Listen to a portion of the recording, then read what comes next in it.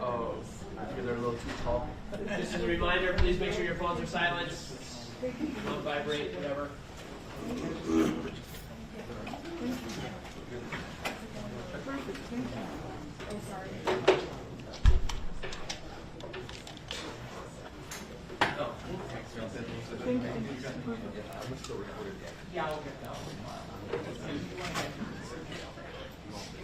Was it yours? Oh, yeah. I agree. I had like 5 hands on my making the voice shot. Yeah. And I didn't want to go too high because he's here. Play recording? I still need a find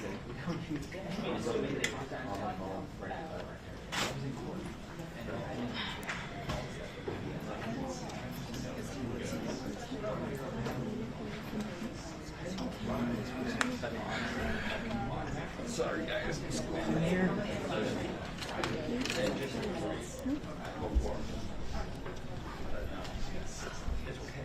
I never learned. I didn't eat breakfast. Maybe you should.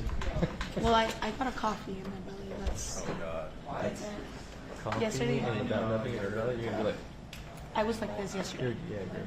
And I didn't learn. But here I am. It's like the time. Are you drinking water? I know, right? I drink water, but on Wednesday, that's like the only day that I forgot to have water.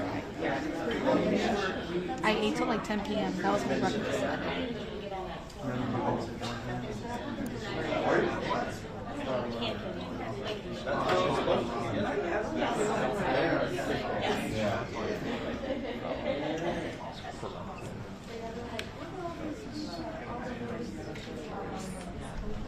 Back there. Hey.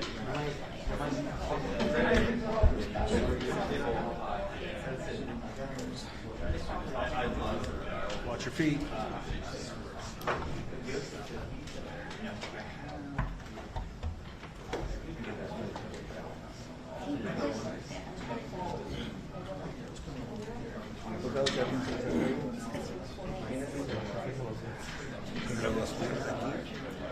Yo te mando, yo no sé. Ay, no es mi dinero, me vale más. Y ahorita, Ahorita me caigo yo por andar hablando. por andar hablando.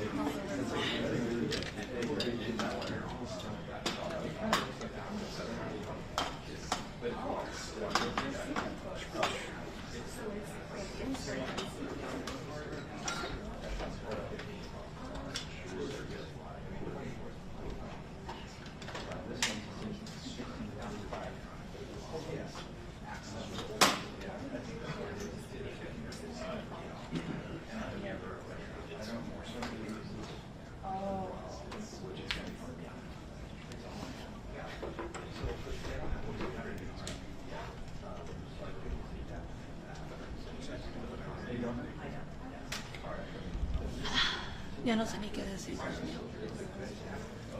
Ahorita vas a tener mucho que decir. Sí. Ah, ok. No nos ilusiones. No sé si estoy feliz. No sé ¿Quién si sabe la estoy... información que nos vayan a dar y tú acá diciendo? Yo sí sé, no sé qué es de qué. Sí, Habrá que ver qué onda. no te puedo decir. Y ahorita no se los... No, tú sabes que sí, se da cuenta de que yo digo algo. Expreso. Sí. No, nomás es como un problema. Porque me extraño antes.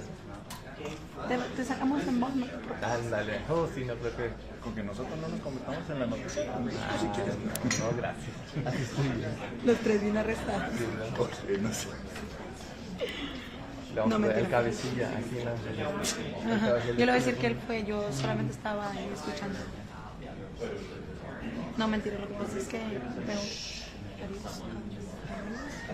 I was like... We were like,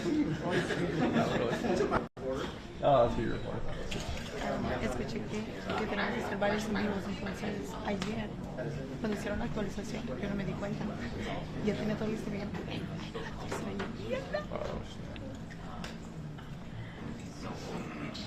pero eso pasa cuando somos 8 en 1.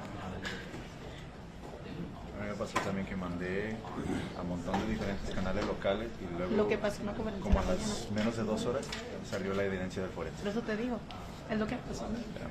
Y me dijeron, actualizar. Pero cuando se pasa, lo haces en tu chat, ¿no? Ya, exacto. Cortas la parte donde hayas mencionado. Pero ya cuando lo mandaste. Hey, Romero. Ya.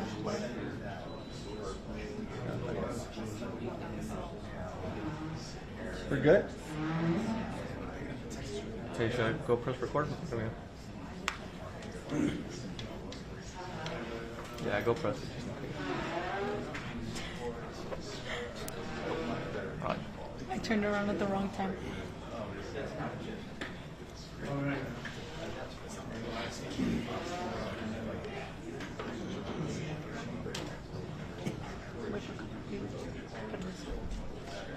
No, no.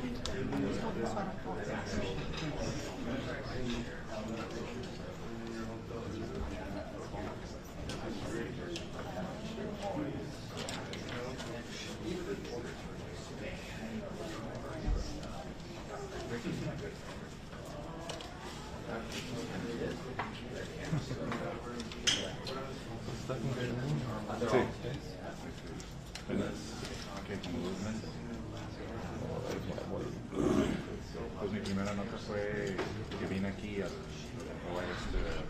house break-in. Oh, yeah.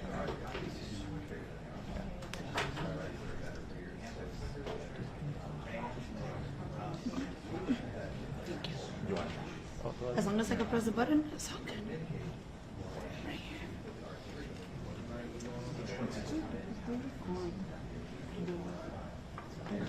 Yes, because sometimes I steal it from them.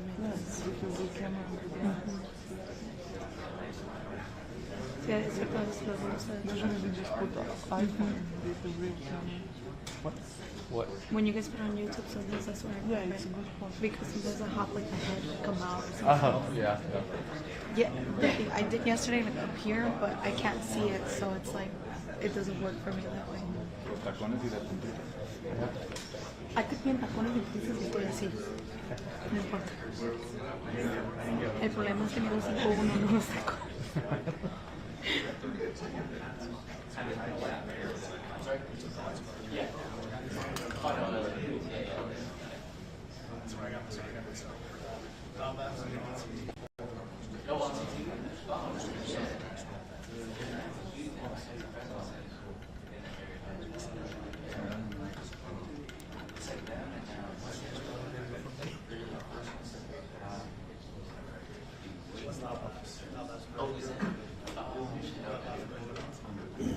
Hey, Romero. I'm going to stop it? Oh. It has an hour over there. Now, like an hour 15. Just leave it or turn it off? Should I stop recording? Yeah. Just in case. Okay.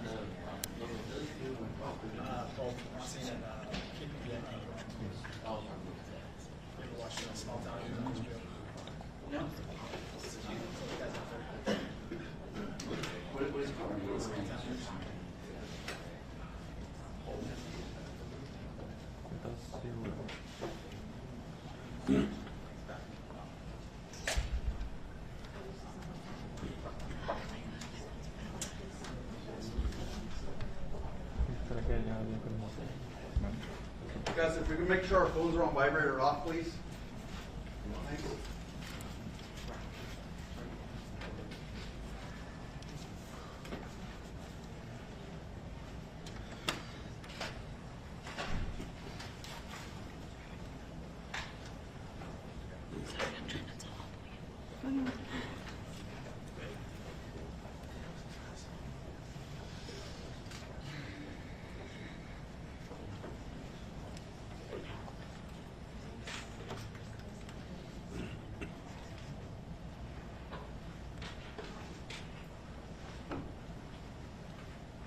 It's recording, Carlos.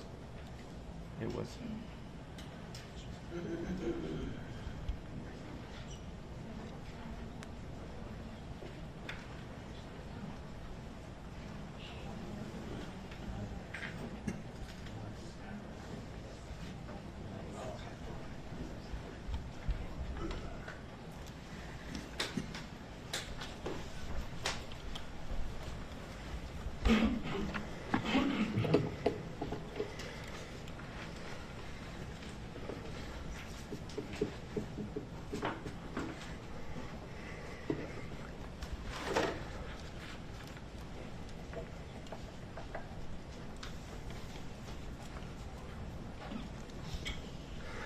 All right, good afternoon, everybody. My name is Kevin McMahill. I'm the sheriff for the Las Vegas Metropolitan Police Department.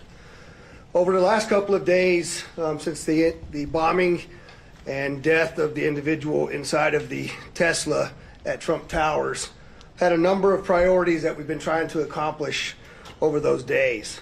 The first one of those priorities was to confirm that there's no further threat.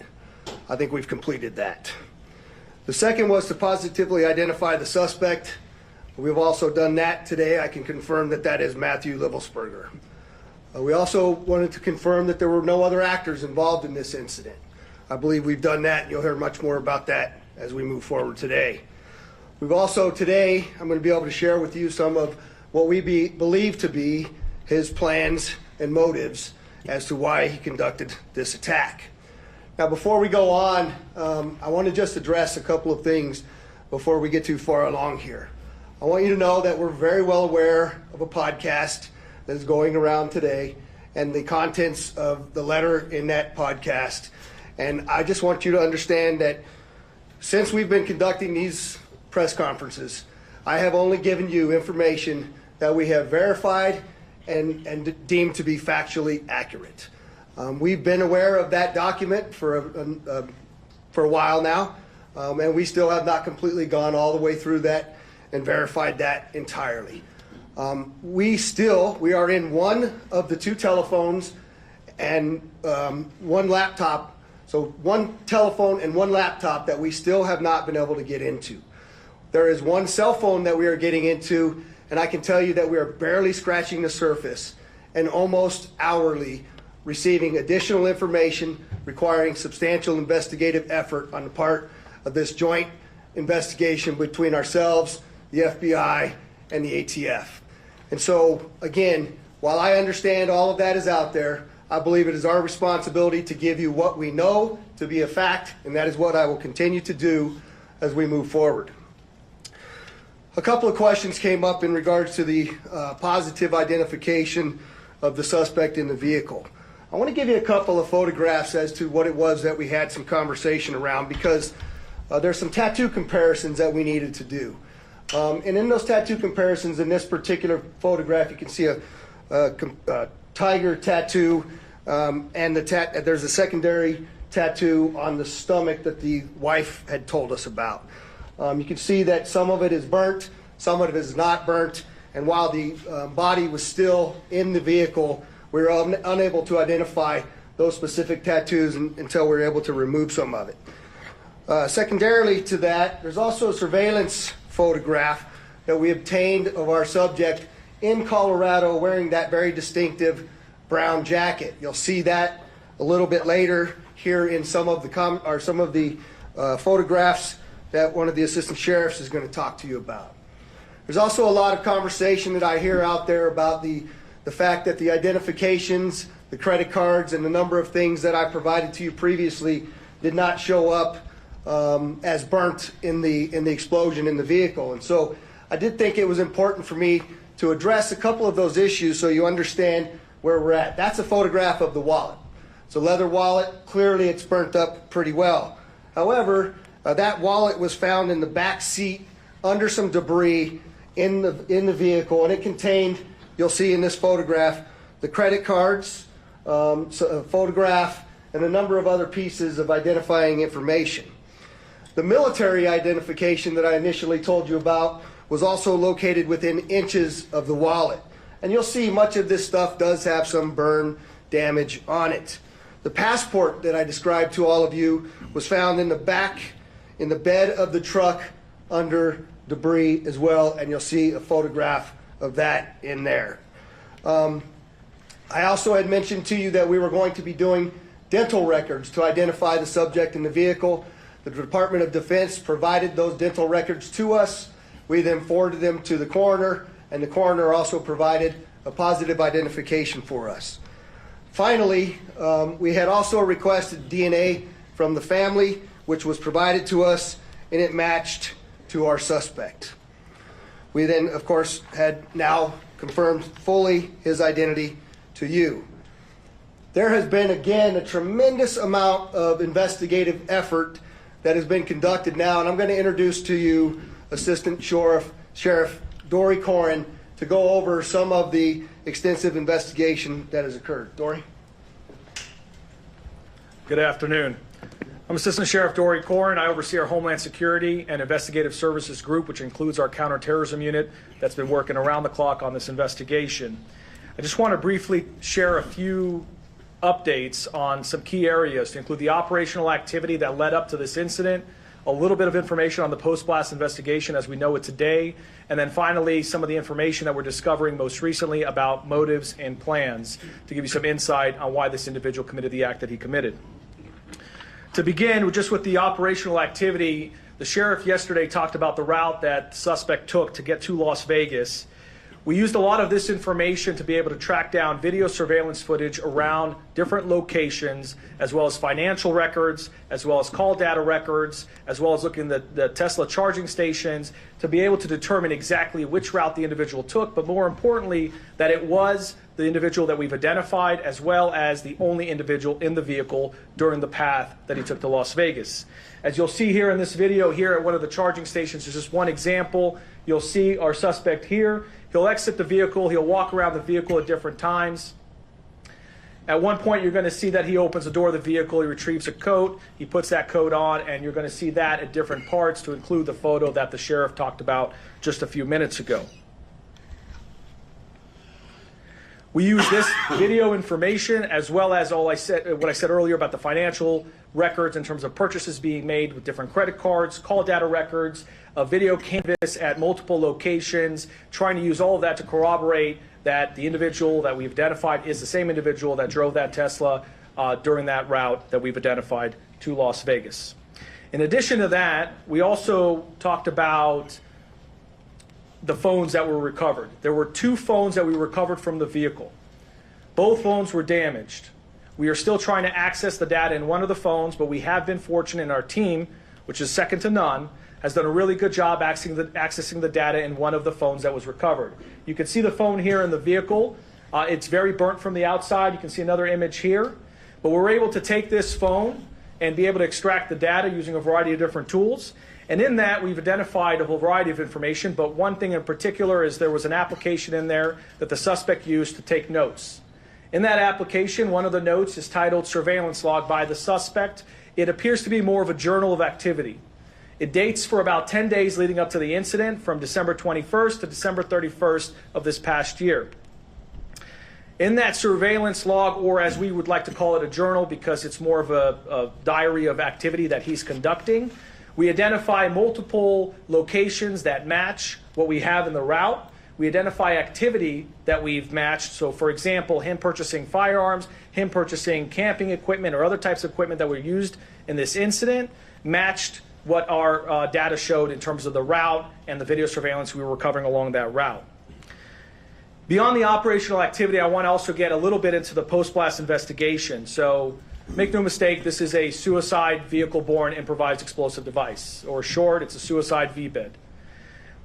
We know also, as mentioned by the sheriff yesterday, there's a self-inflicted gunshot wound by the suspect. The coroner was very specific. In their examination, it was an intraorbital gunshot wound, which essentially means that the suspect put the firearm in his mouth and discharged the gun, and ultimately the round came out to the left side of his head. In addition to that, in terms of our assessment of the post-blast to confirm that he's the only individual involved and the only individual in the vehicle, we did a variety of video and photo comparisons to match the clothing. So if you look here, for example, this is a video in Las Vegas, and you're going to see in a moment here where he parks the Tesla truck. He comes out, and you're going to see some descriptive clothing that matches some of the other video that we've recovered along the route. Please keep in mind, this is a very extensive investigation, so there's a lot of content for us to review and examine. We're just showing examples and samples as we get them. There's more information as we go through it. But in this video, you can see even the distinctive jacket that he is wearing in that vehicle. The other thing that's important is the sheriff mentioned yesterday that Tesla sent to us engineers to come to Las Vegas to help us extract data from the vehicle. Thanks to their support, we were able to extract an SDMI chip from the Tesla vehicle. And Tesla was able to confirm to us using the data from the vehicle that the vehicle was not in full self-driving mode at any time during this incident. Finally, the last category just to touch on is motive, which I know everyone is very eager to try to understand and be able to explain what happened. I'll reiterate what the sheriff said is we still have a large volume of data to go through and a lot of content to go through.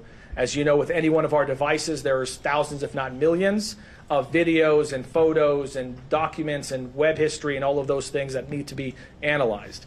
But with that, just as a preview for as we get information, we're trying to be as transparent as possible. There were a couple pieces of content we thought were important to share for now. One is in the note application, he seemed to have 2 letters. One letter in particular, as you can see here, this is an excerpt from that letter. He says, fellow service members, veterans, and all Americans, time to wake up. We are being led by weak and feckless leadership who only serve to enrich themselves. He goes on to explain a variety of other grievances and issues, some political, some personal, a variety of other things which we will do our best to release very quickly here. But then there's a second letter where there's some more excerpts. This one seems to be dated after the fact in that notes application. And in there, you can read a couple of the excerpts. We are the United States of America, the best country, people to ever exist. But right now, we are terminally ill and headed towards collapse. This was not a terrorist attack. It was a wake-up call. Americans only pay attention to spectacles and violence. What better way to get my point across than a stunt with fireworks and explosives? Why did I personally do it now? I need to cleanse my mind of the brothers I've lost and relieve myself of the burden of the lives I took. I'd like to just also expand on that and understand that these are just excerpts. In there, he does offer additional information that is varying on the spectrum in terms of political grievances, issues about the conflicts elsewhere, not here, domestic issues, societal issues, a variety of other things, including personal challenges as well. We are intending to release those initial letters so people can understand the best they can what the person's thought process was at one point in time. However, please understand there is still a lot more content to go through, and that may change. There may be a lot more information that we recover that explains either more or shows a change in mindset at different times. Just before I turn it over to FBI Special Agent Spencer Evans, I just want to take a note and just mention what the sheriff said, which is our counterterrorism section and all of the people involved in this have been working around the clock, 24/7, tirelessly, truly through the night. They are second to none, and we really appreciate everything they're doing. With that, turn it over to the FBI. Good afternoon. My name is Spencer Evans. I serve as the Special Agent in charge of the FBI's Las Vegas Division. I'd like to express gratitude for everyone that's here today, and especially the partnerships that Sheriff Corrin just highlighted. It's been seamless collaboration between the FBI, ATF, Army, CID, Las Vegas Metropolitan Police Department. You know, if you walked into one of the command posts and someone's not wearing a uniform, you wouldn't be able to tell who works for which agency, and it's been outstanding collaboration. We do have significant updates that we're sharing with you from an investigative standpoint, but just want to reiterate, as Sheriff Corrin mentioned, there is still a lot of ongoing investigation. We have terabytes of data that we have to analyze. We have outstanding search warrants and subpoenas, interviews that are being conducted around the globe as we try to paint a comprehensive picture of exactly what happened. That being said, we do feel confident that we have a much better sense of how we arrived at the events of the 1st of January and additional information that we can provide.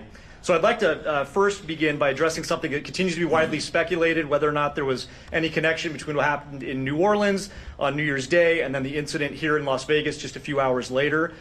Just to be clear, there is no evidence that these two events are connected.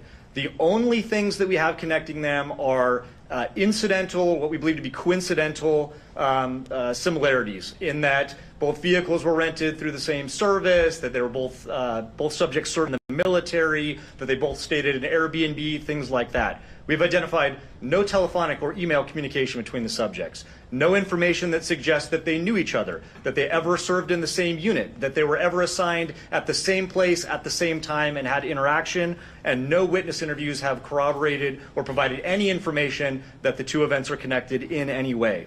In similar fashion, we have not identified any connection between this subject and any other terrorist organization. During the FBI's international investigation to date, as I mentioned, we have interviewed family members, friends, the subject's associates, and military members that he served with around the globe. Through these interviews, we've found that the subject held no animosity towards the president-elect. That's something that's also been reported. Investigative steps have discovered, and information from the Army indicates, that he likely suffered from PTSD, and we are also aware that there were potential other family issues or personal grievances in his own life that may have been contributing factors. Again, we're looking into all of that. It's evident that the subject considered, planned, and thoughtfully prepared for this act alone. That's what we believe, and we have no information to the contrary at this point. The FBI has been able to confirm some of this through the utilization of video footage in public areas as he traveled from Denver to Las Vegas. We have video footage that shows that he is alone outside of the vehicle, and that corroborates, again, what Las Vegas Metropolitan Police Department footage has also shown. The FBI, as the sheriff indicated, facilitated obtaining DNA from a family member that was able to be conclusively matched to confirm the subject's identity.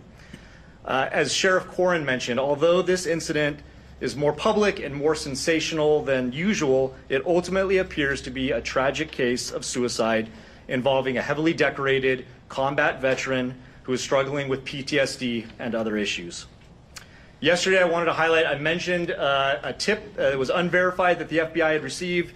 Sheriff McMahill will talk about this. It's now floating around there on podcasts.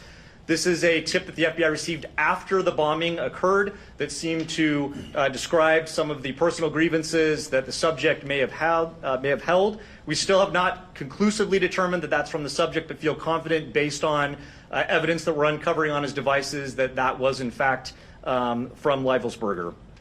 I want to reiterate that prior to this incident, the FBI did not have any information on this subject. He was not on our radar. He didn't have criminal history. There was nothing that we would have been looking into him for up until this point.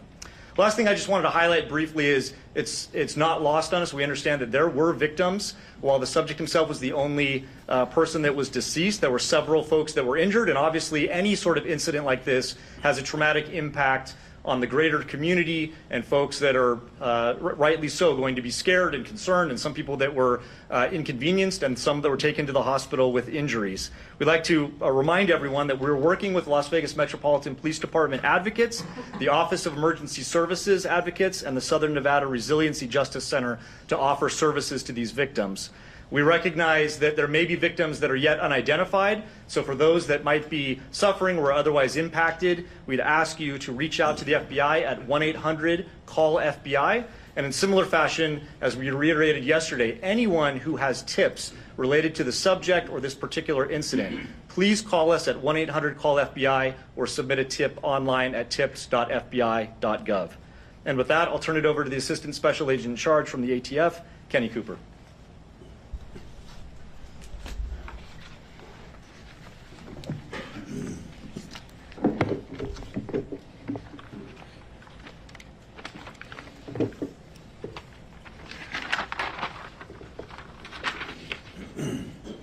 Good afternoon, everybody. My name is Kenny Cooper. I'm an Assistant Special Agent with ATF San Francisco Field Division. I have some very quick resource updates. ATF has brought in some of our top experts from our national response team that will assist with the sifting through the debris of the Tesla. And that's an abundance of caution to make sure that we've got the initiation sequence identified as best we can from the evidence that survived the thermal event of this explosion, and to ensure that no other bad actors were involved in the initiation of that device. Also, my second update is to the firearms purchased by our subject on December 30th, 2024.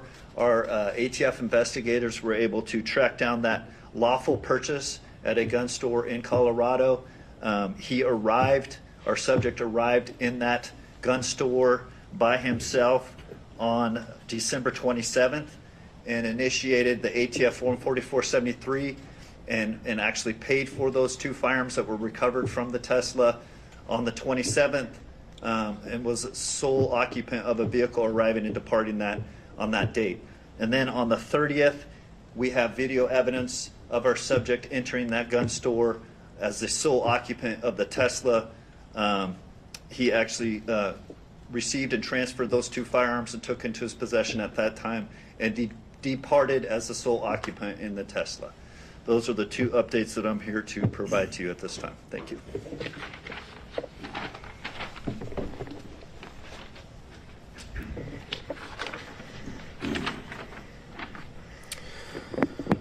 All right, with that, we'll entertain a couple questions. If you could, please identify yourself, and we'll go from there. David? David Charnes, KLAS TV. Thanks for taking my question. 2 quick questions. One, the video that you showed of him with the Tesla was able to extract that for you from the device, from the card? The video you showed him walking around and at the charging stations? Yeah, so let me just, the question was, can we, the video that we show, sorry, I was standing back there, so I wasn't sure which one you were looking at, but the question is, the video that we showed at the Tesla charging stations, who provided that to us? I'll let Dory answer that. Without getting too far into the technicalities, there are various components in there that were retrieved. The SDMI card, it was not where the video was retrieved from. That was where we got the data to be able to determine that it was not in self-driving mode. However, Tesla did provide and helped our team be able to recover the thumb drive that records other types of data to include video by the Tesla. And what state is this in? Do we know? Kingman, Arizona. Okay. Second question is about the detonation. There's a lot of questions. How was he able to die by suicide and set this off? Can you just in very basic terms explain how that could happen to kind of stop these conspiracies that he's not in? Yeah, so the second question is how are we able to explain the detonation versus the suicide? And we just believe it to be simultaneous at the time of the detonation. But again, that's why the ATF's bringing in the SABTs from outside to look at what that sequence was for the initiation of the explosion as well. And you know, it's very difficult to see inside of those Teslas, even with the camera angles that we have. And so we still remain challenged on finding some of that exact timing on all of that. Go ahead. Hi, Stephanie Price, Fox News. Hi, Stephanie. We're seeing reports that he had another alias as Matt Berg and went on a TV show in 2013. Have you guys been able to confirm that? So the question is if we knew of a alias of Matthew Berg and he had been previously on a television show. We've seen that reporting but have not verified that reporting. Behind you. Yes, Kevin Nimes with NBC News. How would you describe his state of mind in these final days, given everything that you read from his notes app and the manifesto that you see that you referenced going around in the podcast? Have you guys been able to rule out that it was not from him, or is it still up in the air that it could have been from him? So the question is, how would I describe his state of mind in the manifesto that was described on the podcast? Have we been able to determine whether that was from him or not? And I'll answer the first part is, I'm not comfortable giving you state of mind just yet.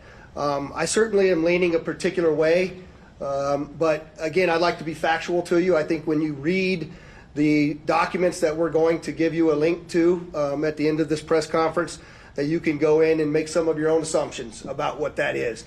But I will tell you that part of my hesitation on that is, I know that we have a lot more documents and number of things for us to uncover, and so I want to be able to provide to you only the factual information when I have it. And so I'm not gonna opine on what I believe his state of mind was at that particular time, but certainly you can see some troubling aspects in his personal life as well. And I don't know if you want to address the second part, Spencer. Yeah, so in terms of the so-called manifesto that's circulating online, we have strong evidence to suggest that it was the subject that wrote it, but we haven't conclusively proven that yet. And that evidence relates to other evidence that we're finding that we're able to compare that lead us to believe it was in fact him who sent it.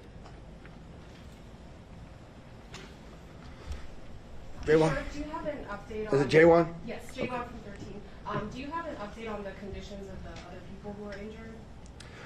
The question is, do I have any updates on the conditions of the people who were injured? And I'm told that they're all relatively minor injuries, and they've all been released from the hospital. Kristen Drummond with News 3.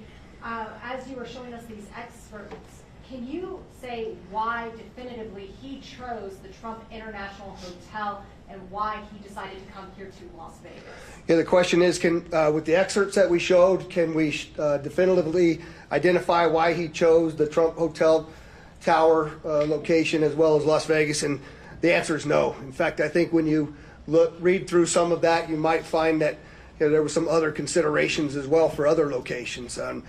We can't verify all of that at this point, and so that's why I haven't talked about that publicly. Do you know what other locations he was considering, and were they here in Nevada? There was one location in Grand Canyon that was specifically talked about there, but we haven't been able to verify anything as well. All the way in the back. She has a question. Berenice Zúñiga with Univision Las Vegas. Thank you for taking my question. In regards to what happened in New Orleans, I know that you guys mentioned it's a coincidence, but what main evidence makes it different to what occurred over there? That it's not being considered a terrorist attack here. So the question is why don't we consider what happened in New Orleans and what happened in Las Vegas connected? And the simple answer to that is we don't find anything to actually point us in that direction. There are those coincidences that we have spoken very openly about, but we have not found throughout this entire investigation anything that ties the two attacks directly together. Go ahead in the back. Collins with the Las Vegas Review-Journal. I have a question. Were you guys able to identify the type of explosives that were in the vehicle and where he would be able to find those? So the question is, were we able to identify the types of explosives that were in the vehicle and where he was able to find those? There's a mortar-type fireworks in the back of the vehicle, some camping fuel, and we do know that it looks like from that document that we're going to provide to you that he may have stopped outside of a location in New Mexico and obtained those fireworks legally. But that is another aspect of the investigation that continues. Hi, Noble Brigham with the Review-Journal. Hi, Noble. Thanks for taking my question. We've heard that the suspect wasn't opposed to President-elect Trump. Do we know anything about what his political views were? The question is that we know that we've said that he was not opposed, the suspect was not opposed to President-elect Trump, and do we know what his political views are or were? There's a variety of different reporting out there, Noble, on what that is and some of the people around him and what their particular political views were. I think when you read some of these documents, you'll see that he actually calls it a stunt in one of these documents that we're going to release to you, that he was trying to get the attention of the American people because he was upset about a number of different things. But I'll let those writings speak for themselves. I'm not conclusively telling you anything about his political affiliations at this point, but I think that's more to come on that. Sir? Anders Gutierrez at CBS News. Talk to us about you have an individual who is obviously struggling with mental health here, a member of the military service. There are others out there who may be struggling with this, a lot of mental health issues here. When they read these letters that you're about to release, how do you quell others who are struggling with the same from carrying out and seeing this as an inspiration? How do you quell the copycats out there? Yeah, so the question is obviously there's mental health involved in this, as we've already talked about, and how do we quell the others that are similarly situated to him out there in America? And you know, I think Spencer rightly talked about this for a moment is what you can tell by looking at this, that PTSD from a highly decorated United States currently serving military individual, from what I'm told was 5 tours of combat, obtained some of the highest awards you can get. It's not much different, quite frankly, than the reasoning why we started our wellness bureau here at Metro and taking care of the heart, mind, body, and soul of the people that are out there doing this work, because they're exposed to things, they see things, they hear things, they feel things, and they smell things that most normal people don't have to do. And the heroes that are serving in the military and on the front lines of America's policing are challenged that way. And so I think, we need to really pay attention to those individuals, pay attention to what mental health in America looks like. And I think this is just one more incident that brings that to the forefront of where it is that we are in talking about these types of things. I'll take one more. Rio AP, thanks for taking my question. Sure. Do you know why he chose a Cybertruck? Was he trying to send a message, considering who the CEO is? And then, just really quickly, could you confirm if the podcast you're talking about is the Sean Ryan podcast? I don't want to assume. The Sean what? Is it the Sean Ryan podcast? Is that the name? Yeah. So can I tell you why he chose the Cybertruck is the first question. No, not really. I haven't been able to find anything definitive about it. Secondly, is it the Sean Ryan podcast? And yeah, that's the podcast that I'm referring to. And I'm sorry, there was one more hand over here that, go ahead. Guy Tannenbaum, Channel 13 here in Las Vegas. Hi. Is there been any more speculation, more understanding on why he chose the route that he chose? Obviously, coming from Colorado, you can go through Utah. That's a more common way to hit the 15. Any more understanding when we're thinking about all the different potential sites that he could have chosen for this? So the question is do we know why he chose the route that he chose? I don't think we can tell you we know why he chose it, but I can tell you that there's some writings in those documents that we're going to release to you that he mentioned going to the border as well as going to the Grand Canyon. And so we continue to look through all of the available evidence to help us answer that question better. And with that, I'd just like to again thank you all for the great work you're doing in helping us get this story out. And obviously, as we get additional information, we'll push it out to you. Thank you very much. Thank you.